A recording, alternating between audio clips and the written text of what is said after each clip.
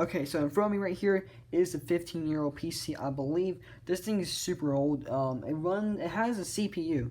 It's an Intel Pentium 4 running at 3 gigahertz, 1 core, 2 threads, I believe. Also, guys, sorry for the bad camera quality.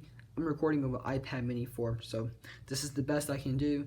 Anyways, this thing has a graphics processor, and the graphics processor is Intel graphics right here. I think this is the graphics processor.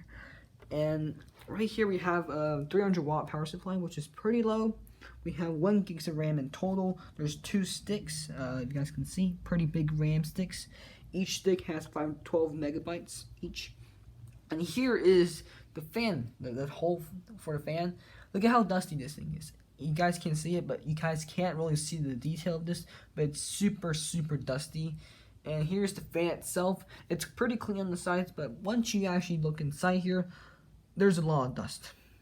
And also, here's the stock cooler. I did try my best to clean this thing. It's pretty dusty in the inside, but that's all. This is a 15-year-old PC. Also, this thing is pretty big. If you guys can't see, this thing is pretty heavy and pretty big.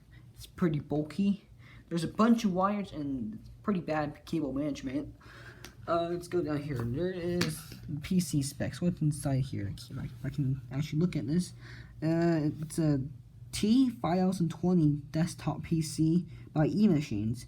It has optical drives. It has a hard drive with 200 gigs of memory, and it has 7 USB ports. That's not bad, but this is what's inside a 15-year-old PC.